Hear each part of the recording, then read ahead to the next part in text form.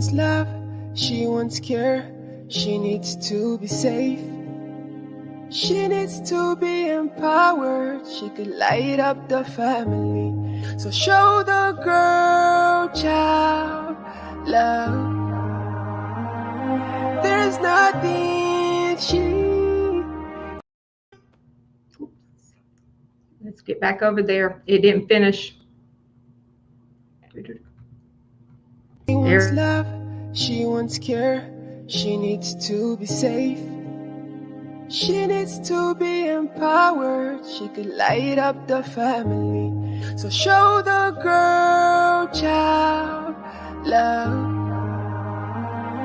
There's nothing she can't be, 'cause every girl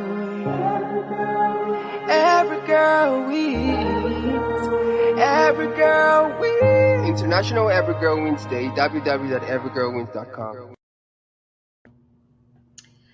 Hello and welcome to Every Girl Wins Life Literacy Show, where every girl wins.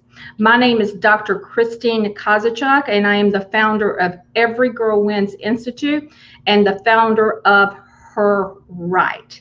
Every Girl Wins Institute is the world's largest life literacy and culture of honor organization around the world. And today, as my guest, I have Reverend Amos from Nigeria. And before I introduce him, I want to tell you a little bit about me and the reason I do what I do for females around the world. When I was 13 years old, I became pregnant with my first son. I married his father at the age of 14 and went on to have 2 more children with him by the time that I was 18 years old. And in between that time, I was physically and emotionally abused by him. The night that I left him, I was on death's doors. And when I left with no education. I left with no transportation. I left with no money. We had nowhere to go. And I had 3 children that were dependent on me to create the best life for them. And that's exactly what I did. I went back to school and created multiple businesses. And for this day, when I tell people that it can be done, it can be done. Because I went from poverty to an amazing life that I have now with my family. That my children have went to college. I've had college education, and I believe truly in the education and sustainable life literacy of Every Girl Wins. Now, life literacy through Every Girl Wins means it's through the mindset. You have to develop a mindset with this and with the training. Also, sustainable life literacy means the teaching of these young girls, like farming and sewing, anything physical that they can do to go with the academic education will bring them further in life. What does it look like for the girl child that has an academic education and also a sustainable life literacy education? It's simple. Every girl wins. So right now, I want to introduce my guest. He's absolutely amazing, and he actually received the Every Girl Wins Men of Worth Award. His name is Reverend Simon Amos. As he was born into poverty, his background, Reverend Amos' transformed life is one that will encourage anyone to aspire to be the best God wants them to be for the benefit of humanity. After his preliminary theological education, at a very young age, he was sent into the field in mostly remote villages in Nigeria. Reverend Amos demonstrates his zeal to help humanity very early in his ministry. In many of those remote villages where he was sent to, girls and women was disadvantaged educationally and vocationally. Reverend Amos, even as an unmarried young pastor, recognized the need to uplift women who made up more than 70% of his congregants. So he founded women organizations that helped to mentor girls and women, indigenous women, and the needs to engage in educational and vocational studies. In the Nigerian society, where the state is often not involved in the improvement of education and vocational life of the female citizens, Reverend Amos' founding of women's organization with strong mentoring vision has helped bridge the gap in the lives of most girls and women. Welcome, Reverend Amos. How are you? I'm very good. Awesome. Awesome, Dr. Christine. Good to have you and good to hear from you. And thank you, all viewers around the world, for this opportunity. I'm very okay, and I want to use this opportunity to thank you for selecting me for that award of the Men of Word Yeah, last month. Thank you very much. you're, You and your team. I'm so you're happy and I'm so grateful to God about that. You're very welcome, and we thank men like yourself that stands for freedom and equity for females worldwide, because we Yeah. know that it is her right for freedom and equity. It's her right for education. It's her right for sustainable life literacy, to make sure that she gets those to create the life that she deserves. So, Reverend Amos, my first question to you is this: what does an academic education look like for the girl child in Nigeria? Wow. Uh, the Nigerian setting is a very, very, uh, let me say, awesome situation positively. Uh, in Nigeria, it all depends on where you came from. When you talk about the literacy, especially of the girl child, you think about three things or three factors in Nigeria. The first one is the region where you came from. Is either you come from the northern part of the country or from the southern part of the country. And when you are from the southern part of the country, you are privileged because there will be Christians. And Christianity generally supports Western or formal education. So you will not have a problem, so to say, if you are from the southern part of Nigeria. But in the northern part of Nigeria, where I came from, the story is opposite. If you live there, then you are generally not having the opportunity to have formal education from childhood. But when you talk about the ladies, they are generally considered as slaves, or let's say those are to do domestic work. Then the second factor in Nigeria is the religion factor. Religion plays a very great role in shaping the education or the literacy rate in Nigeria. We have three religions in Nigeria, major religions. We have the Christianity, we have the Islam, and then we have indigenous religion or traditional religion setting. Now, just like I said, if you are a Christian, you are not going to have problem with Western education or formal education, because formal education or Western education actually was brought by the missionaries, and they got actually received in the South. But when you are a Muslim or the other religion, there is this very great stigma. Let me just talk about where I came from. From the north, I was born a Muslim in a family that is dominated by Muslim, in a Muslim environment. And I had a father who was a military man in the Nigerian army. He married 4 wives. And that's the custom in the Islam setting, that you have to just marry 4. If you just marry as many as you can. But you see, poverty is the major issue in that place. And then somebody married 4, and you cannot take care of 1. So you've started seeing gender violence and domestic issues that will be raised again. So I've seen my mother under that kind of situation. And My mother also gave birth to us, myself. I have an elder sister and 3 younger sisters who I watched them grew under severe conditions of lack of kind of Western education, or let me say formal education. So it was pathetic to me personally, and that made me to begin to think of what I will do to help my mother, who is suffering under the other women. And of course, my mother happens to be the last woman, the number 4th.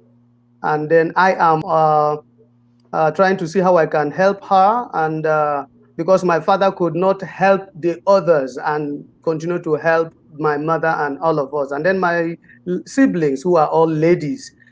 So with the religious background, they consider Western education a taboo. I believe that you may have heard of Boko Haram in the northern part of Nigeria by now. I don't know whether you have heard that.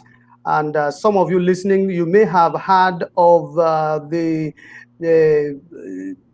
abduction of girls in all, secondary schools in the northern part of Nigeria, which is a pathetic story from one school to the other, 300, 400, 200, abduction of ladies, girls that were sent to learn and to have something that will make them know their rights and privileges. It's so pathetic these days in Nigeria. And of course, like you said or you mentioned, I have an organization that actually, came as a result of my experience, or let me say my pains. Just like when I was listening to your story, I just felt you have a brother here, because I actually came from a place where nobody can sponsor you, even if you're a male child, for education. So you have to cater for yourself, and you think of what to do and then get yourself. Then the third factor, let me not forget, is economy. Economy plays a very, big role also in shaping the educational literacy rate of the Nigerian population. And when you are in the middle, you're in the high class, you have something, then education will be easy to access because you are well-to-do. Then it goes that way when you're in the middle class, you struggle to get education, irrespective of which part of the country you come from. Then you can imagine somebody in the northern part of the country where I come from, where naturally it is poverty, illiteracy, and simply lack of good life and livelihood. Yes. So it's actually, the economy is the number 3 reason why the literacy rate in Nigeria is generally put at 70.7%, depending on where you came from in Nigeria. And the one thing, Reverend Amos, that I say, if we can educate the girl child, she can create her own economy. Very, very well said, Dr. Chrissy. Yes, she can. That's why I champion it even when I had nothing, just like you did. It's only God that knows what happened. My father died, and after his death, I had to start looking for way to train my elder sister, and I struggled to do that. Then I struggled to do my own, and under severe conditions, and then I vowed, it was a pledge in my heart, that wherever I find myself, I will stand for the girl child. Right. And women. Yeah. They are right. It's very, very important. It is very, very important. Now, how, with those that have not received the education versus those that have received it, how has it affected the women in your country, not the girl child? For those women as a girl child that did not receive the education, how has that affected them? Adversely, if you have not received education, generally there is that. But now come to think about it, in a country where I have all the cases I've listed before, then you can imagine somebody who has not received education. Even if you are not a girl or a woman, you see how downtrodden you are just like a log of wood. You do not know your right. You wouldn't know what to say when you are harassed or embarrassed. And lately, there are rising cases of rape and several issues of trying to go out and look for a better, greener pasture outside the country, and then you see repatriation. Some, when they travel, you don't even see them come back, and those who were able to come back tell the woes they went through, and you could count the woes one after the other. The list will go without end. But I also want to say that we need to be fair also, that those who receive Western or formal education in Nigeria are doing very well. They actually are doing very well. It is not a news that we have the director of World Trade Organization in Nigeria. We have women in the UN. We have women, in different places in Nigeria. That's to just mention the fact that we are not saying that everything is doomed in Nigeria when it comes to women, but we are really saying that there is a vacuum, there is a gap that we need to rise to bridge. It is not enough. If you go to the politics, you discover that the percentage of women are still nothing to write home about, 0.0 something. That's the percentage of the women in politics. And then you think about, industries, organizations, we still have a huge gap to really bridge. And I want to thank God for this organization. Every girl wins. That's just so amazing. When I hear this, it captures me. Every girl wins. Yes. That settles it. Dr. Christine, I don't know how you come about that, but I want to let you know that it's absolutely right. It's awesome. And that's what you are doing. We'll continue to bridge that gap. Every girl wins, and it is her right to freedom and equity from worldwide, from birth till death. That's the truth. Awesome. It's her right. And that's why the live literacy, program is very, very important.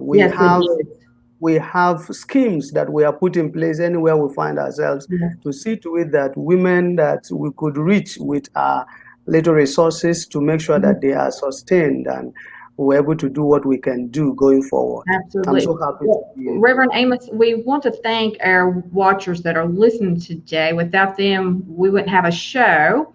So I just want to thank, this one is from a Facebook user. The name is not showing up. That says, wow, every girl wins. And Dr. Eberry, she says, and you have an amazing life story. Every girl wins. Every girl wins. I am from Flint, Michigan.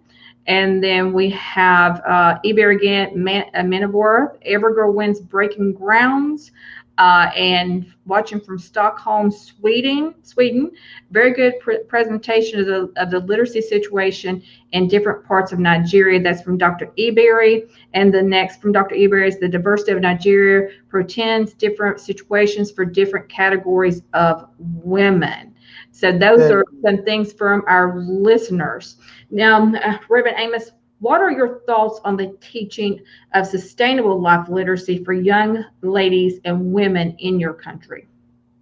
I think it is positive. I would like to see life literacy teaching not only maintain or sustain, but expanded to cover, let it be given a kind of compulsory status in our country's, government, every state. Let it be made compulsory. Now, it's very important. Let's be clear here. You cannot just have food on the table because you have a certificate. That is the truth. You have to think of other means of having, some income apart from your certificate. Like I was trying to let you know, some of the women I mentored and supervised in my mission in making sure I stand for the gap. There are those who, we taught them how to make beads.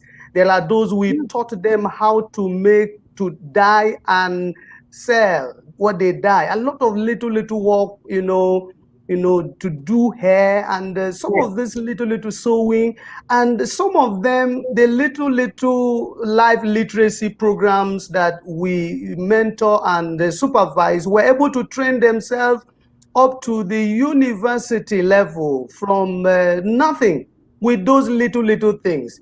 And I want to let you know, I have 2 PhD holders right now that are right now helping me also. After I have mentored them, they were able to also help me supervise some group of women in mentoring them. And they themselves, before they got to that level, they were able to survive with mentoring, the skills and the little, life literacy support, skills they have acquired. Yes, From mentoring is so important, and very, very important. that is something that is lacked also, is mentorship, because a lot of these girls and these women, they think that they're alone, and they're not alone.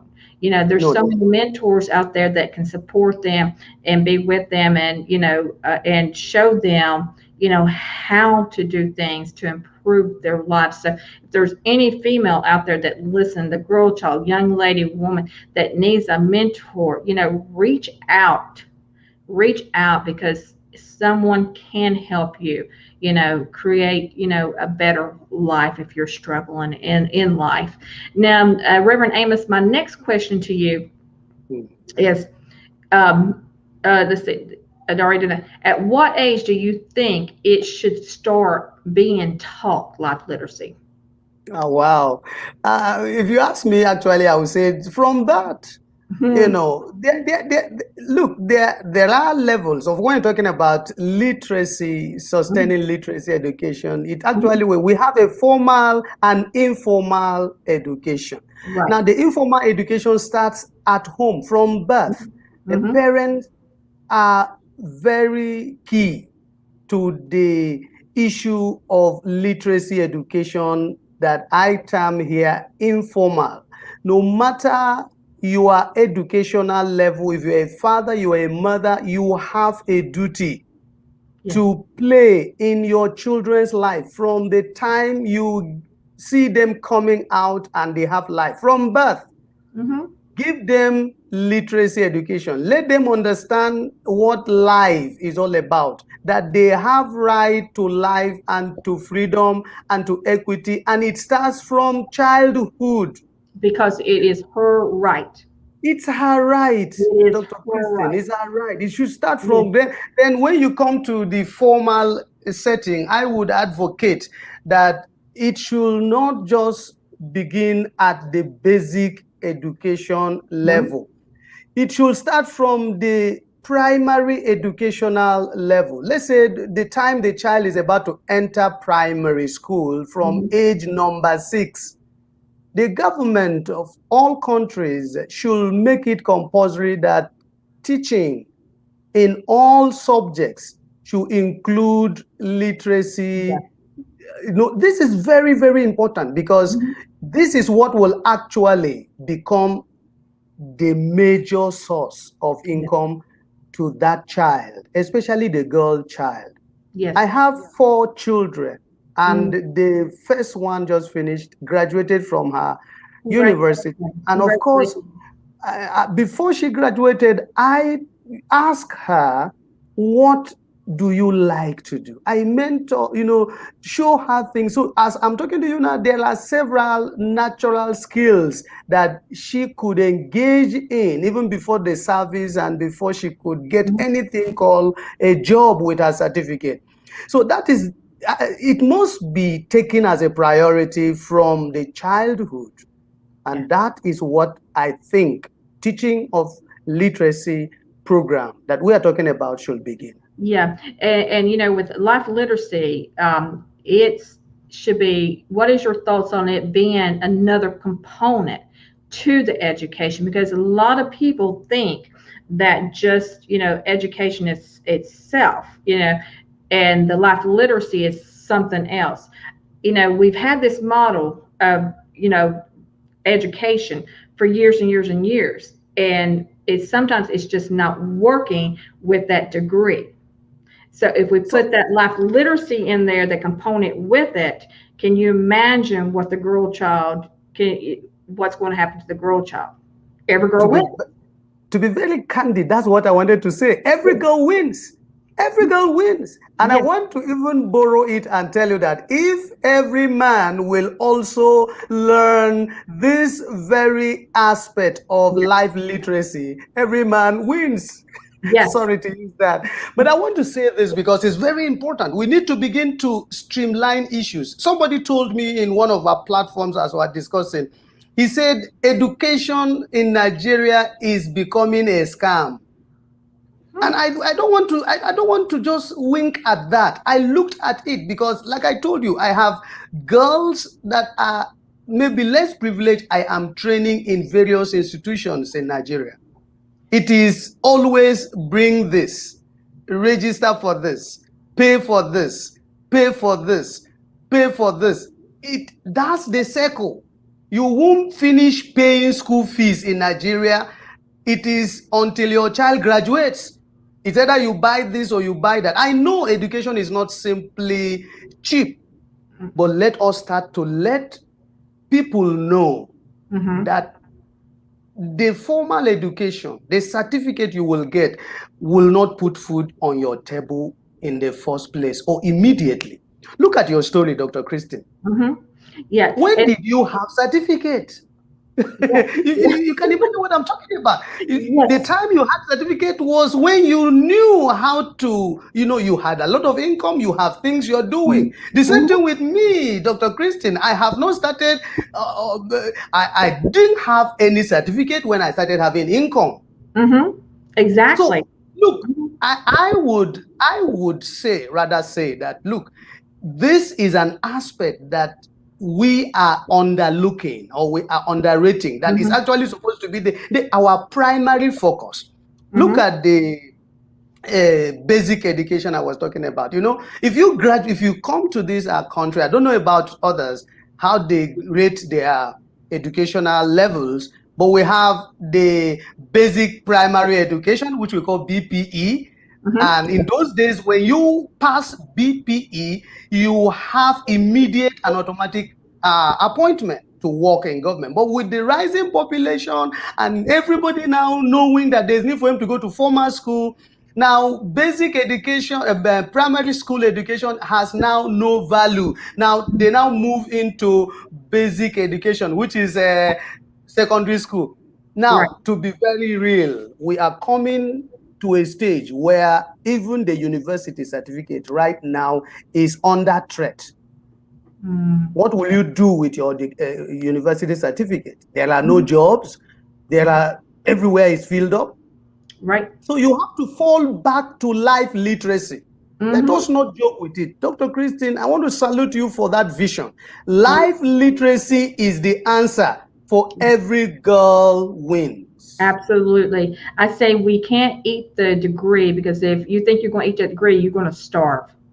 I asked one of my daughters I was training, who is now doing, she's a hairstylist. And I was so proud of her because every day money comes in. And she finished her university, she graduated. And I asked her, where's your certificate? She said, it's in my box. Your certificate is in the box. You can't do anything with your certificate right now.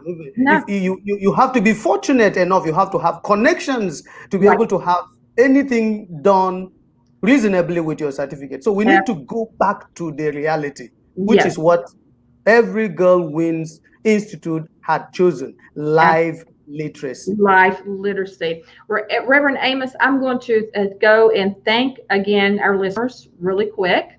We have a lot of messages running down through here, so I'm just going to be really. It says Dr. Eberry. We love Dr. Eberry.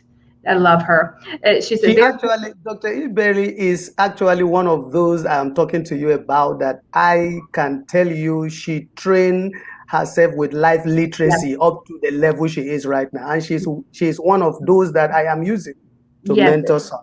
Yes, and she through her sewing, and so that was sewing, dying, and a lot of things that she did to be able to train herself, just like you did and I did. So many testimonies are coming, and we need to give absolutely. thanks to God.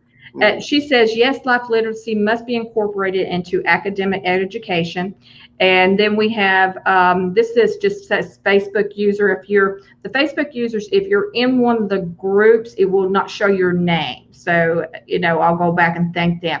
And they say, what a great inspiration you are to the downtrodden, Reverend Amos. God bless you. You're real. And then they say, Reverend Amos really addressing issues. And then they say again, well, what a fantastic testimony. You are a great mentor indeed, one with a heart of gold.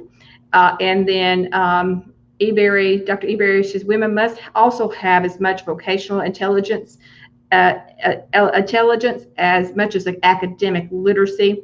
And then Lucia, which she was on her right show, her right meeting earlier. True, even if first degree doesn't count as no jobs. And then Lucia says again, life literacy is the thing. And then the Facebook user says the truth is that when a woman is trained or empowered, the nation is empowered by extension. Correct. That's very correct. And that's why we salute the work that you're doing in Every Girl Wins Academy, because that's exactly the focus. If you really train a girl child, you are training the society, the entire nation. And it's important we put it straight that girls themselves should wake up to this opportunity. Very important. Girls should not just sleep over it. There is an awakening call to all girls all over the world. Absolutely. Wake up to this opportunity. Understand what life literacy is, and then embrace it, because that is one of the things, the fastest ways in which you will win. Absolutely. Now, the one of the questions that I have for you, if they were taught both, what would it look like for females in Nigeria?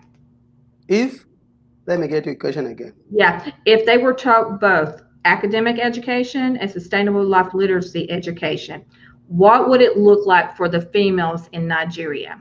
The female will do great. They will do excellently awesome.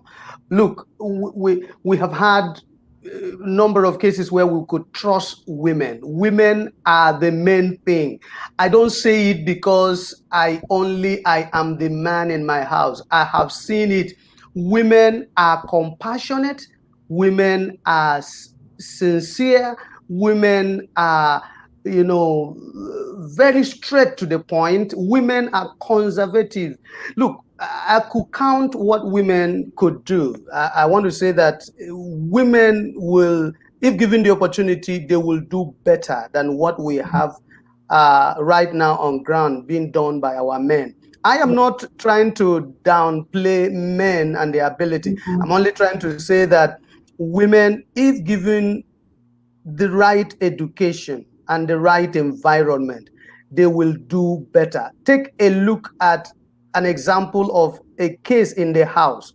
The man will go out and then buy things. That's how we do in where I came from. In the north, the man is to go out and look for food, while the woman have her duty at home to make sure that she, make the food available for everybody. But look at that. A man goes out, gets something, and then before you realize that little thing, a woman will now multiply it with her wisdom, with her intellect, with her, endowment. Look, women are endowed, are gifts to the society. And that's why we believe if women could be trained, could be given the rightful place in education, the country will be. I'm sure of that. I'm very sure of that. Wow. And so all we need to do is to encourage the women and the young girls. Let them not be lazy. Let them not sit at home. Let them not just begin to wait for one kind of white collar job from wherever. I don't understand. So let the ladies just get up in pursuing the two things. We are not downplaying anyone. The life literacy is as important as the formal education. So let the girls arise to hold on to the two, and then they will win. So, Reverend Amos, my last question to you is, what's the number one thing that's holding them back from creating the life they deserve in Nigeria? Religion. Religion is a very big factor in Nigeria. If you have come to Nigeria, you'll understand that we are too religious to a fault. Now, like I explained to you, the demographics of the northern part of Nigeria. I told you that now we have also the Christians, and we have the Islam as then we have traditional or indigenous setting. Now, I can only explain more on these two, Islam and Christianity, because I was born an Islam and then I got converted to Christianity. So I can explain the two, but I may not have enough facts to talk about the traditional setting of religion. Why did I say their number one factor or their number one problem is religion? Here in Nigeria, we believe in our religious leaders more than the government. I want to say it again. In Nigeria, we believe in our religious leaders more than the government. A religious leader is a big man, is a big factor. So a religious leader can tell you, go and close your account. God said you should go and close your account and bring it. And you will see a devoted follower of that religious leader doing exactly as that person says. This is just to give you a hint. That's the position, that's the scenario in Nigeria. So here, where I came from, Islam dominates the place. Now, why do we have Boko Haram? Boko Haram is simply interpreted as Western education is a taboo. That's what Boko Haram is. It literally is a taboo. Now, here is what should bring us freedom. We are calling it a taboo, and it is coming from clergymen, coming from religious leaders who now taught their followers that this kind of education should be abolished. And if we found you doing it, you will be killed, you will be apprehended, you will be kidnapped, you will be abducted. You can imagine Leah Sheribu, a Christian, who is the only daughter that has not returned from the abduction of Dapchi girls more than 7 years ago, just because she is a Christian.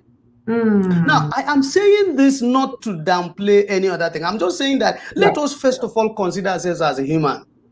If a clergyman comes and tells you that let nobody goes to school, they will respect the clergyman more than the government. That's the position in Nigeria. So we have, that's the reason why every year I go for supervision and monitoring. And I do that sometimes on the road. And of course, our roads now are not safe at all. You can't travel on road because of the security situation in Nigeria. We are praying for Nigeria. We are praying that God will intervene so that we could be given the opportunity to reach onto the unreached with the simple support, the message of support of the young girls and women, that there is no reason to panic. There is no reason to lose hope. There is hope in every Girl Wins Institute. There is hope in those men and women that God is raising to support their plight. Let me even say this under this privilege. I want to speak directly to our young ladies. Let them stop traveling out. Let them stop this hazardous traveling out for greener pasture. Some of them languish in Libya, some of them in the desert. Some of them come back and some of them do not come back. Please stop it. Let us come back to our country. This is our country. Let us build it. Hear the voice of reason from credible establishment and organizations with, like, Every Girl Wins Institute. I want to tell you, you will still smile and you will still laugh. And I will say it here and now. You will win as a girl, as a woman. So religion should not become a reason why you should close up, because that's our problem in Nigeria. They close up because of religion. I want to tell you that I'm bittered. I am feeling, I don't know how to say it. I'm feeling burdened about how religion could mutilate people. Let me say, even those who have master's degrees, PhD in formal education, a religious leader can control them, mutilate them, and put them in their pockets. That's the situation in Nigeria. We believe in religion, and our religious leaders, they are like gods. And think about it, if people believe on you and you don't know or you don't have the right, information to give. That's why I keep on telling people, every right is not a right. That's true.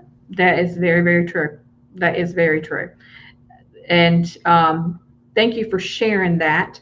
And I'm going to go back to our listeners because they've got some great things over here that they're saying about you. So one of the things, let's see, Dr. Eberry says, it is so refreshing to listen to people who have walked the talk. And then we have Facebook user says, I agree with you. Women are endowed. They need empowerment. Life literacy for the girl child should be a priority. And then Dr. Eberry says, religion should be a reject to function for people who are being led.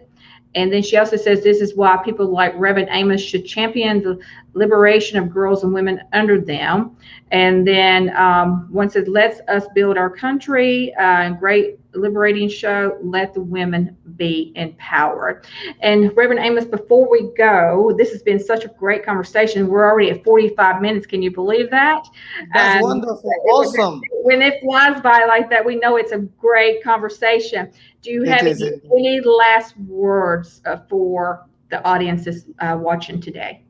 Yeah, please. I want to believe that all of you are part of this great move that is championed by Dr. Christine Kozachuk. We cannot forget about the fact that somebody had created this platform that all of us today are hooked in, and it's just growing by the numbers. By the way, I need to congratulate Dr. Christine for the invitation to speak at the UN Assembly. I want to thank God for you. We were signing that signature here, and people were disturbing me. What are we signing for? I told them, just sign for me. Just sign. Send to somebody. Absolutely. I want to just thank God for you. So I want to say to all of the audience of this program, this is a godly platform. What I mean by godly, I just want to say that this is divine. This is God trying to walk in time to create an avenue where girls and women will be encouraged. And somebody should need to tap them and tell them, see, do not cry, do not give up, because I follow this path. If Dr. Christine could say her story without fear, without shame, then a girl listening to me, a woman listening to me, should not be ashamed to say her story, to tell people, because you'll be surprised. Somebody somewhere is listening, and God will use that person to encourage you and to take you from where you are to the next level. Nobody does it alone. We have to support her right, and we have to help them, supervise them, and cooperate and work with organizations, credible organizations like this one that we are on right now. Dr. Christine, I want to thank you very much for giving us this platform. May the Lord continue to keep you and your family and your team together. Thank you so much. Thank you so much, Reverend Amos, for speaking the truth and being a voice for females in Nigeria and around the world, because we need more men like yourself to stand by us and support us in our freedom and equity.